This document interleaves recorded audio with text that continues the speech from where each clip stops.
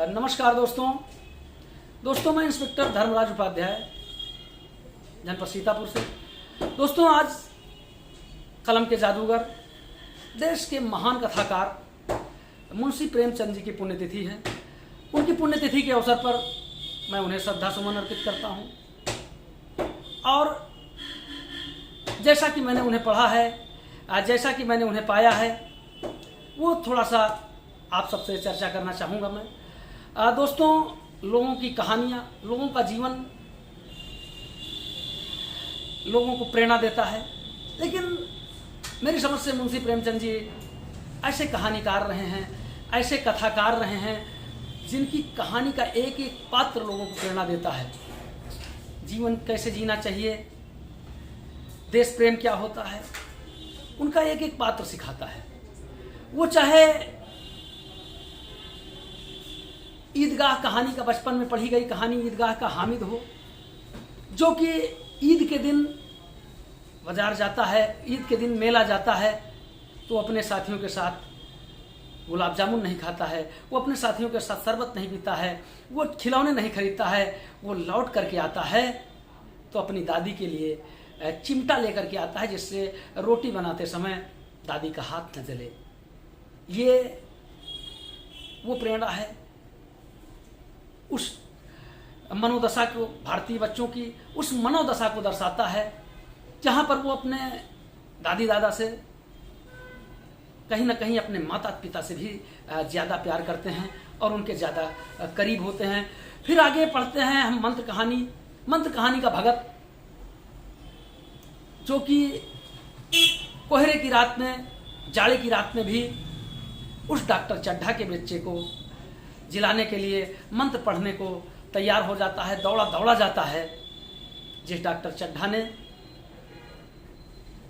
उसके बच्चे को तब एक सेकंड के लिए भी देखना मुनासिब नहीं समझा था, जब उसका बच्चा मरने की कगार पे था और डॉक्टर चड्ढा गोल्फ खेलने जा रहे थे। ये भगत जो है भारतीय ग्रामीण परिवेश के लोगों की मानसिकता को, मनोदशा को दर्शाता है कि वो लोग भले ही पैसे से कमज़ोर हों, पढ़े लिखे कम हों, लेकिन जब बात आती है मानवता की, तो वो बड़े से बड़े शिक्षित लोगों को शिक्षा देने का काम कर जाते हैं। फिर नमक का दरोगा का बंशीधर दरोगा कौन भूल सकता है, जिसने अपने फर्ज की राह पर अपनी नौकरी तक कुर्बान कर दी, बड़े से बड़े प्रलोभन को ठुकरा दिया और उस समय के सफ़ेदपोश पंडित आलोपीदीन को गिरफ्तार करके अदालत में पेश किया। कहानियाँ बहुत हैं, उपन्यास बहुत हैं, पात्र बहुत हैं, चाहे वो दो बैलों की कथा हो, चाहे ठाकुर का कुआं हो, चाहे अभागिन का स्वर्ग हो, या कफन, गोदान, गबन, कोई कहानी, कोई उपन्यास हो, कोई कहानी हो, हर उपन्यास, हर कहानी कोई ना कोई शिक्षा देती है।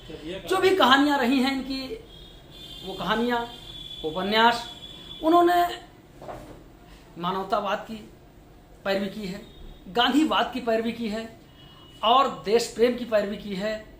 ऐसे कथाकार मुंशी प्रेमचंद जी को उनकी पुण्यतिथि के अवसर पर मैं बहुत बहुत नमन करता हूँ, वंदन करता हूँ। और मैं एक कुंडली उनके सम्मान में कहना चाहता हूँ कि लम्ही में लेकर जन्म किया विश्व में नाम, और कथाकार तुमको करूं बारंबार प्रणाम, कलम के तुम्हें सिपाही, सच्चे पथ पर चले तुम्हें पढ़ कितने राही, और अर्पण जीवन किया देश हित तुमने सबही, और धन्य किया पितमात धन्य की तुमने लम्ही। बहुत बहुत आभार व्यक्त करता हूँ, बहुत बहुत नमन करता हूँ कलम के जादूगर, प्रसिद्ध कथाकार मुंशी प्रेमचंद जी को।